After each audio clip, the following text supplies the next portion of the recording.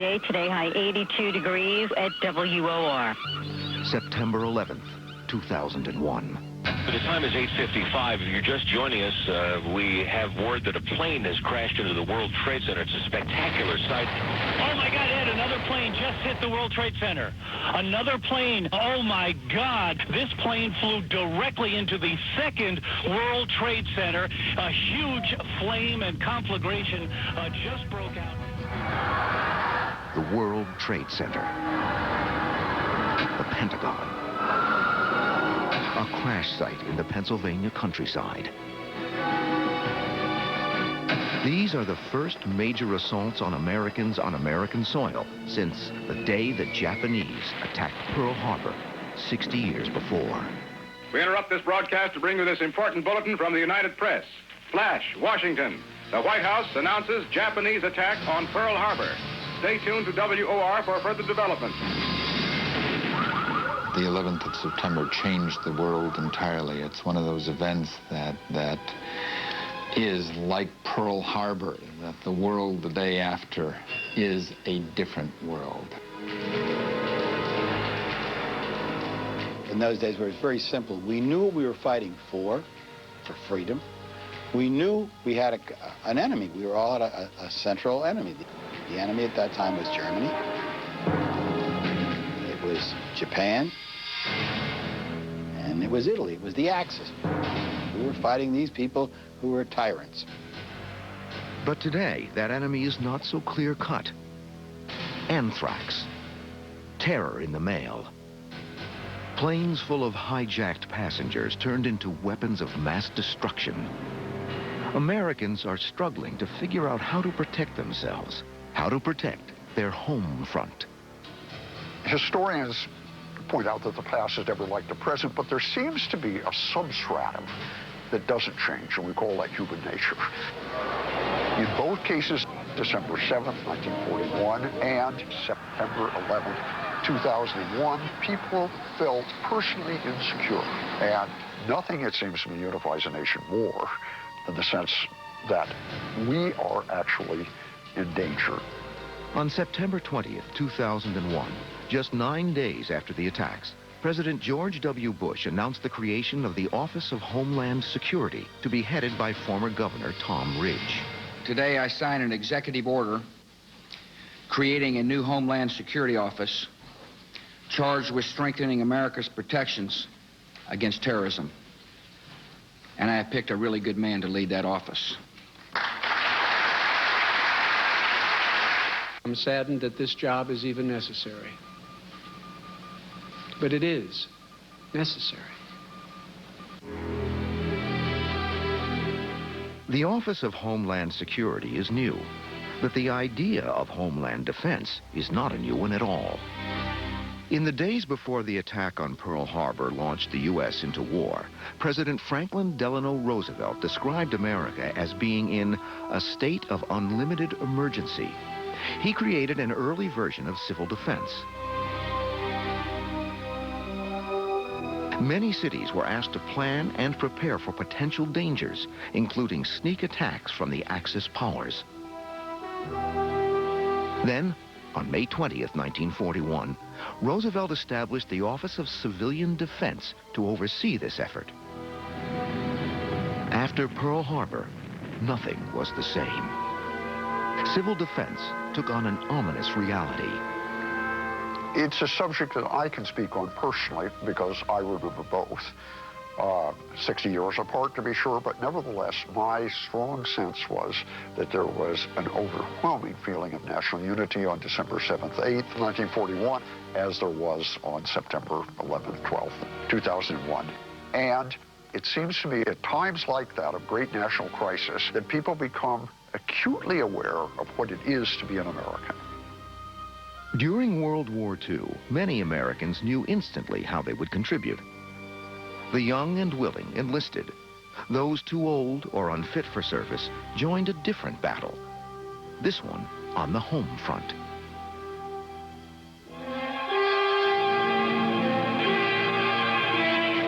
America prepares to face attack on its cities and industrial centers under a combined civilian defense program. Any community is vulnerable to possible bombing. Civil defense was a rallying call for the people to let them think they were doing something, to let them think they were involved. Joe, most of the time during air raids, you'll probably be out acting as volunteer firemen or doing some other job. So it'll be up to you, Mrs. Collier, and the boys to protect your home. One of the worst dangers is fire from incendiary bombs. These early government films, made after the Pearl Harbor attacks, were designed to teach civilians about the potential hazards of warfare. When you approach an incendiary bomb, be sure to keep down. Some of them contain delayed action explosives, and if you're standing, they may blow up in your face. Citizens welcomed the opportunity to be a part of the homeland war effort.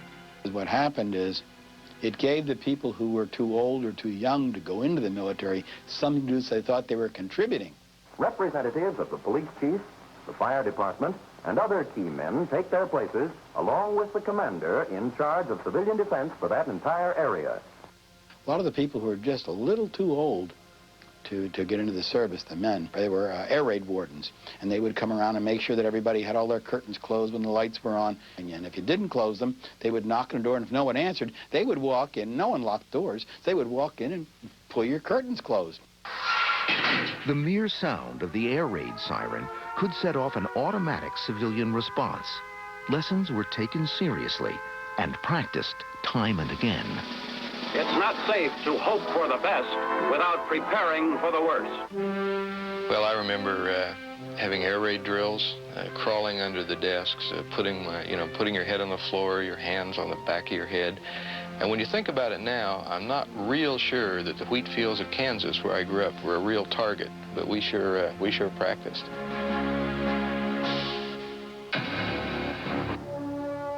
The legacy of Pearl Harbor created a national resolve. Americans vowed to never get caught off guard by an enemy again. But it would happen again. The hunt is on for the Jap submarine that brought the war to U.S. soil. The Japanese Imperial Navy attacks U.S. shores, and citizens take charge. Attention, please. This station is your only source of official information and civil defense instruction.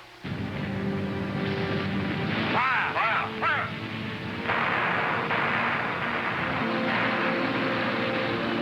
American civil defense programs were modeled after the British, who learned their civil defense firsthand during the chaotic air raids by the German Air Force. 4 enemy planes are on their way. How many? 20 or 50 or 150? Americans learned to scout for telltale signs of approaching enemy warships or planes, set off a civil defense alarm, and follow the wardens into shelters and wait.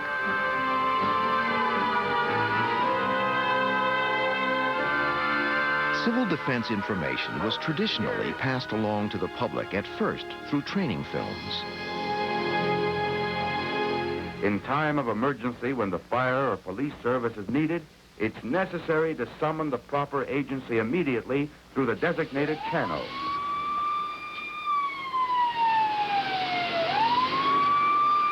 Every possibility was covered, from detailed first aid instruction.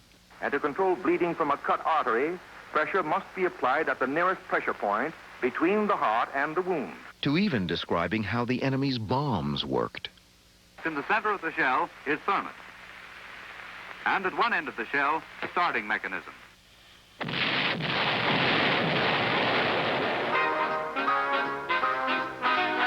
In early 1941, for most Americans, civil defense was just an exercise, preparing for an enemy that would probably never come.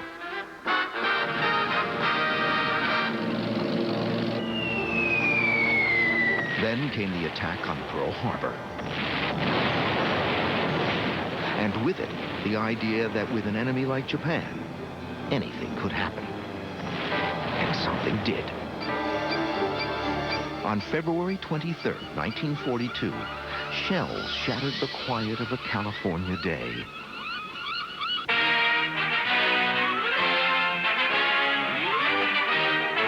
Along the Pacific coast, the hunt is on for the Jap submarine that brought the war to U.S. soil. Well, at the time I was 15 years old, and I know I was very scared. We were all very scared. I really got uncontrollably jittery. I suppose it was shock. A sleepy little seaside community called Goleta, about 60 miles up the coast from Los Angeles, may seem an unlikely target for an enemy attack. But during World War II, oil fields dotted this area, and a Japanese submarine commander who had studied in the United States remembered his target. The Japanese submarine appeared off to the east here. It was a I-17, which is a large ocean-going submarine. It could travel about 6,000 miles without refueling. It was firing its 5.5-inch deck gun. Lying offshore, the Marauder opened up against oil refineries near the beach at Santa Barbara. Rigging and pumping equipment of one plant was shattered by a direct hit. I was working away, and all of a sudden I heard explosions, bang, bang. Aimed at those storage tanks, deck guns from only a mile offshore missed their marks. Then we heard the sound of something shrieking through the sky. There's the crater of a 5-incher, nearly big enough to hide that Jeep. Big enough for all America to see. We seen the flashes to the west, and my brother and I ran across the corral and climbed up on the barn, which is equal to a 3-story building. And in doing so, we could see the silhouette of the submarine. We're talking about a 2-mile spread between where that flash was taking place and where we were hearing these shells land behind our house. While it moved along the coast here, it fired 26 rounds of its 5.5-inch gun, which landed all over in the areas. A piece of shell made in Tokyo. It did little harm, but it was the first fired in this war against our own shores. This shell was the only one of the 25, approximately, that were fired that never exploded because it landed in a field of, a newly irrigated field of alfalfa.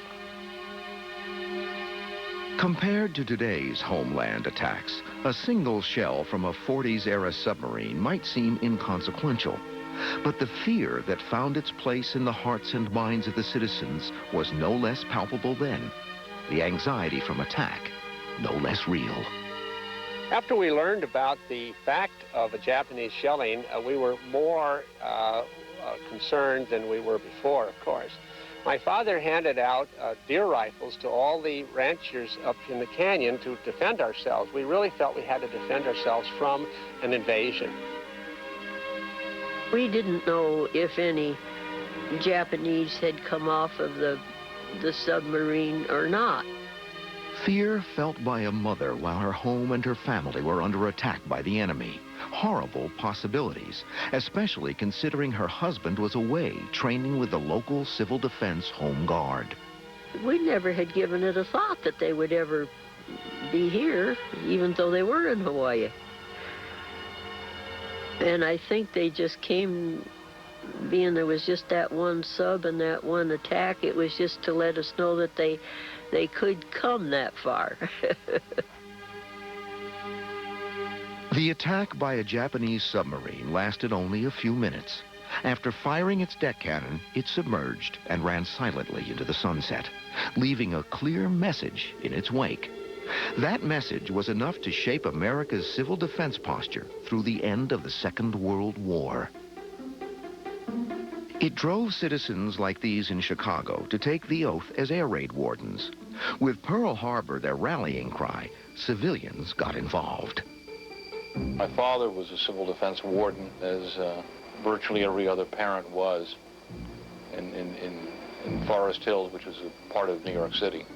In Southern California, we were on blackouts, and you had ward captains that went up and down the street when there were air raid sirens.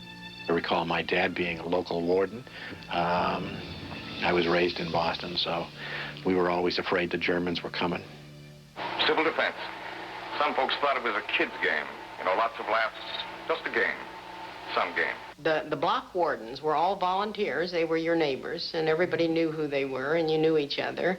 And it got to be a little bit of a prestige job. One of the first things Sam did as an air warden was to organize neighborhood classes in first aid. He is courteously insistent that all attics be completely cleared out. Otherwise, there wouldn't be a chance of saving the house from an incendiary bomb.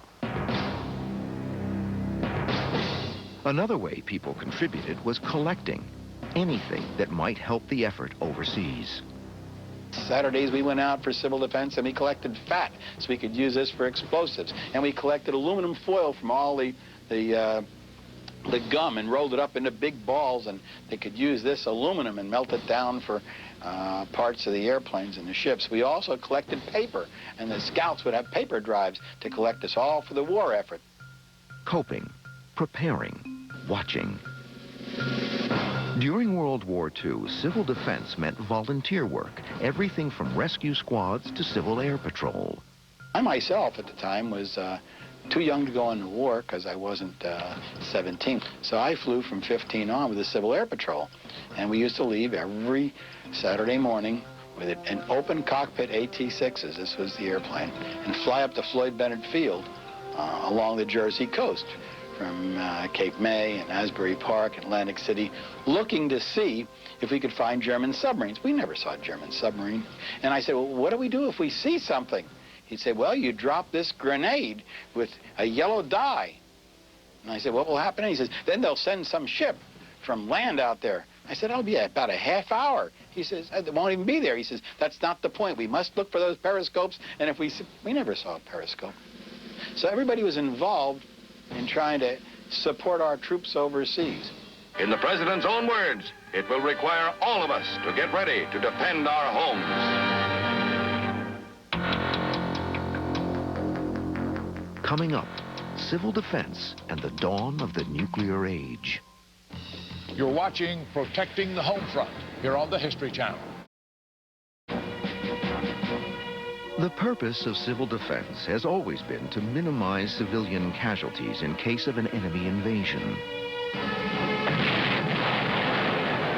But technology has often overwhelmed the best intentions. In 1945, the United States dropped atomic bombs on Japan. Between these two rivers, damage was greatest, although no section of Hiroshima, a city of over 300,000, remained unscathed. The bomb unleashed an unprecedented power of destruction. World War II ended shortly after, but the reality of the atomic bomb led to international tensions, and before long, there was a new Cold War. Soon, the U.S. was not the only power with a nuclear weapon. The Soviet Union also harnessed the power of the atom and threatened to release it. This new threat spurred civilians to action. The enemy who apparently knows no mercy and who has signified his intention to conquer the world under the banner of communist imperialism. All over the nation, civilian defense crews are alerted to prevent the annihilation of areas vital to our industrial mobilization and our very life. I think it is important for Americans to keep in mind, in terms of dealing with the anxiety, that we have in fact confronted periods of great anxiety before, and that while the threat posed by terrorists is a real threat, the fact is the threats during the Cold War were real threats too. The atom bomb explodes again in the headlines of the world. In Washington, the chairman of the Joint Congressional Committee on Atomic Energy, Senator Brian McMahon, gives his reaction to Russia's possession of the bomb. This is no time for hysteria. This is no time for panic. I think every bloody one of us was scared to death that we were going to be incinerated by some kind of nuclear blast. The Russian bear was at any moment going to storm over down through Alaska and Canada and envelop us, and especially here on the West Coast, that was a tremendous fear. You had 15 minutes from the time we detected that the missiles were fired to the times that we were dead. In this new nuclear era, civil defense in America became all the more important.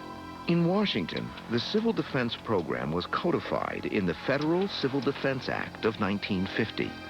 It made defense of civilians a joint federal and state responsibility, even though during the nuclear age, many believed protecting the homeland was a useless effort. Each country, both Russia and its allies, and ourselves and our allies, had enough nuclear weapons to destroy the whole Earth's surface over 3.5 times. Your attention, please.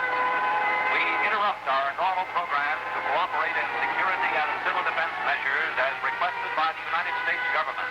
The Cold War came about, and we experienced the 50s and the 60s and the buildup of the real preparation for the nuclear holocaust, as it were, that would envelop the entire North American continent. Now, you and I don't have shells to crawl into like Bert the Turtle, so we have to cover up in our own way. Paul and Patty know this. No matter where they go or what they do, they always try to remember what to do if the atom bomb explodes right then. It's a bomb. Duck and cover. The Cold War was fueled on naive assumptions. Civil defense during this dangerous and volatile era consisted of government programs, including films, teaching school children that a desk, a blanket, or a basement would save lives. He did what we all must learn to do. You and you and you and you. Duck and cover. Remember what to do, friends. Now tell me right out loud. What are you supposed to do when you see the flash? All of a sudden, right in the middle of class, the teacher would yell, duck and cover, and you had to go down and put your head between your knees and sit underneath these little chairs.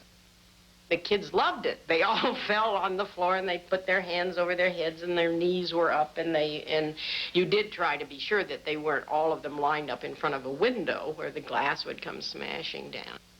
The bomb can explode any time of the year, day or night. Duck and cover. It was part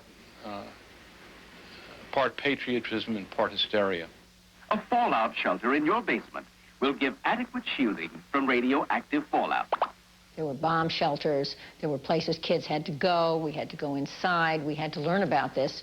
And I remember not being that scared because somehow I thought that the country was ready and people a lot older than I was knew what to do. I remember being worried because we didn't have a shelter, a family shelter. You remember when they were advertised? And I remember when I was very little wondering why we didn't have our own shelter. In addition to backyard bomb shelters and duck and cover exercises, citizens were reminded daily that in the event of an emergency, they should tune their radios to the emergency broadcast system for instructions. Attention, attention. This is an official civil defense warning. This is not a test. The EBS was the only comprehensive warning system in place during the height of the Cold War. You're set tuned to this same spot on the dial for all authentic civil defense instructions, news, and information.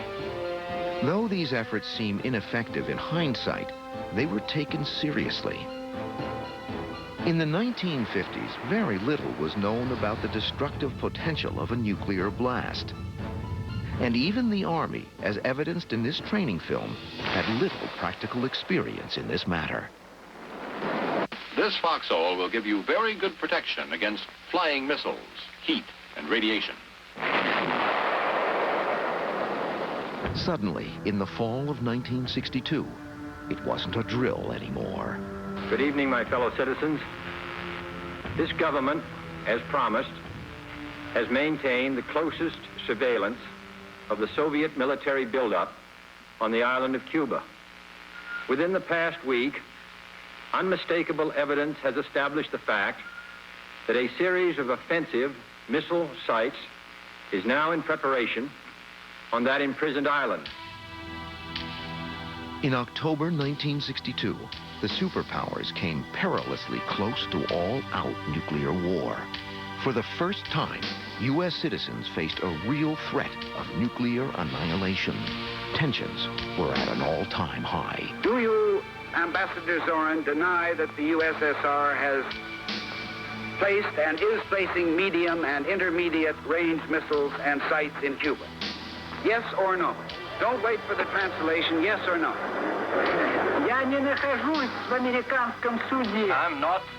I am not in an American courtroom, sir, and therefore I do not wish to answer a question that is put to me in the fashion in which a prosecutor does. In due course, sir, you will have your reply. I'm prepared to wait for my answer until hell freezes over, if that's your decision. Americans prepared to go underground. Schools intensified their duck and cover drills, and many cleaned out and prepared to use their bomb shelters. We had thousands of nuclear warheads pointed at the United States. We lived under the threat of nuclear war. And on occasion, as in October of 1962, during the Cuban Missile Crisis, we came very, very close.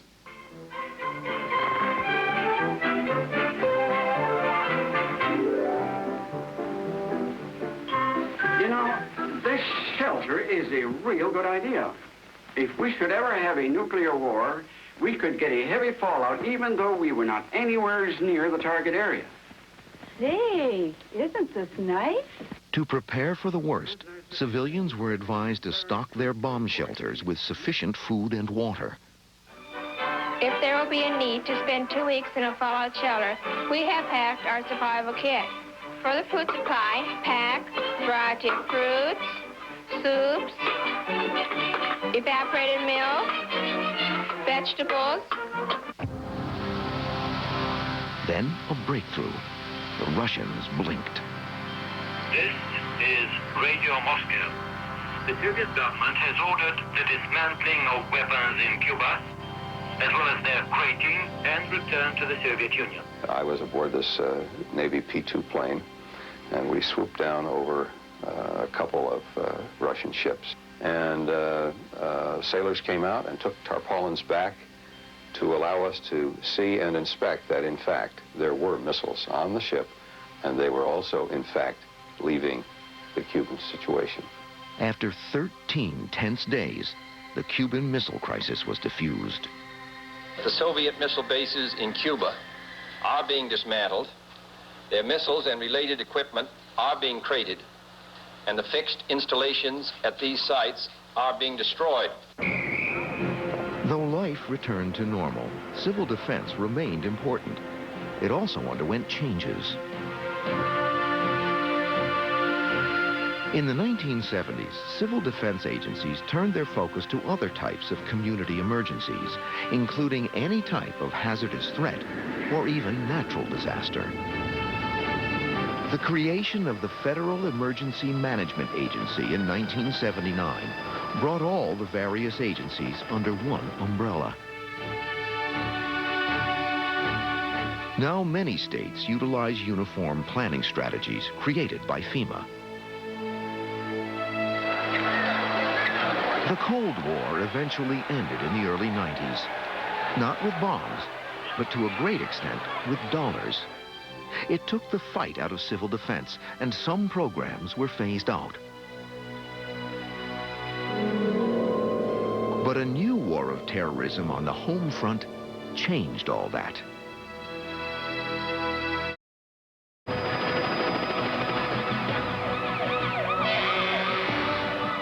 February 26, 1993, the World Trade Center, New York City. The hallmark of terrorism is it is violence aimed at the people watching.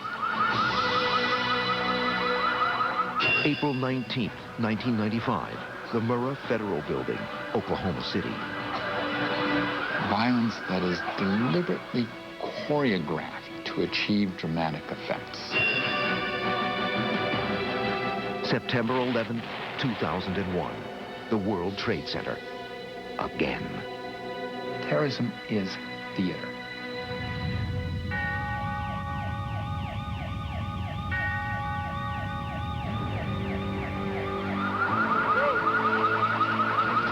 Terror in America. Until the 1993 World Trade Center attack, it was a distant notion. There had been threats before, but now it had become real. From planes to bombs to deadly packages in the mail, whether it is homegrown or an import from outside our borders, America has become a battleground. We will not waver. We will not tire. We will not falter. And we will not fail. In the past, civil defense was a way for average citizens to fight back. It is once again. In terms of Homeland Security and civil defense, the average citizen is the first responder. It is absolutely critical, not just that adults, but also children be aware of what they're supposed to do in the event of attack. That has become more challenging as terrorists have targeted power plants, bridges, tunnels, and even innocent civilians. What does a terrorist look like? I don't know. He looks like you. He looks like me. He looks like everybody. Looks like anybody. What skill set do they have to have? Nothing in particular. The lesson of the World Trade Center is that a small group of conspirators using relatively crude materials can achieve an enormous destructive capacity. It's a constant struggle between the forces of good, if you will, law enforcement agencies, our intelligence agencies and so forth, up against people who would use terrorist means to make a point. Terrorism is mindless. It's a cheap way to get across political thought. It's a way that some people who are frustrated express their frustration worldwide. Most of us can't imagine how a terrorist would think. All we can do is be prepared for the things that we are aware are likely to happen.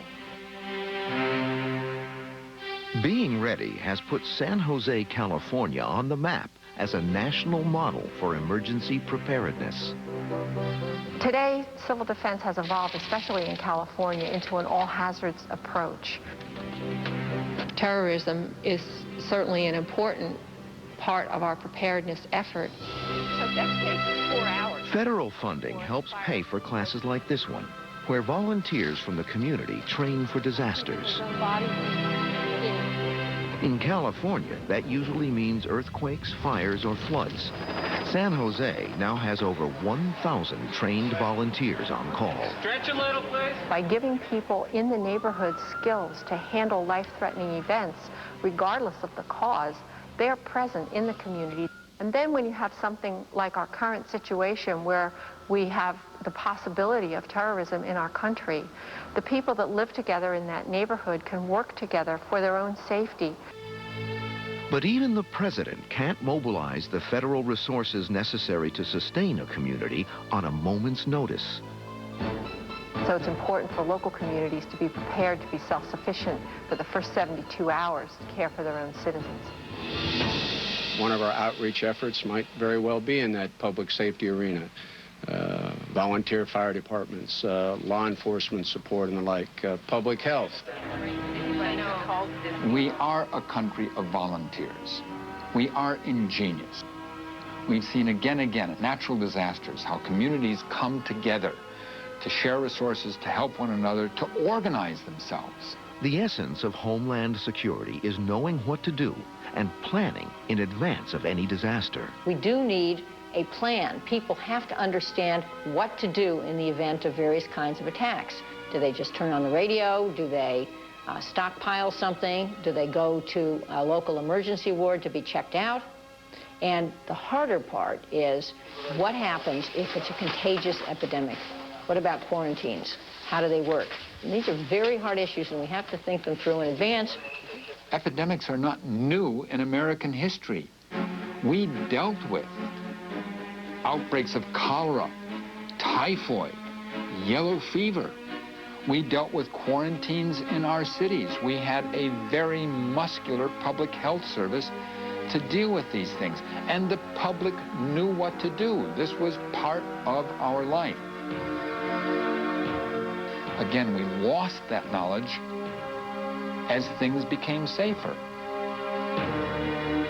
But for many, a safe America is hard to imagine in the future without a strategy of preparedness in place. There's a tremendous desire to be involved, to do something that will help. And it's more than simply contribute funds to a charity. People want to commit some piece of themselves to this. Now, they're doing that because of a sense of community. They're also doing that because there is some anxiety. We don't want to be helpless in dealing with a threat. To be helpless only increases the level of anxiety. Since its beginning, civil defense has never been a passive undertaking. It has always required an active commitment and the full attention of those it is designed to protect. Well, up until September 11th, the key challenge was to convince leaders that resources should be spent on planning for an event that seemed at that time absolutely unthinkable. Unfortunately, we're now in an environment where that is not so difficult for people to believe anymore. I think this is an opportunity not just for every person in our country to become part of this effort to protect our country, but it's also an opportunity, unprecedented since World War II, for every person in our country to be part of a larger cause. When we continue, the new war on terrorism sounds a dramatic wake-up call for civil defense in the 21st century.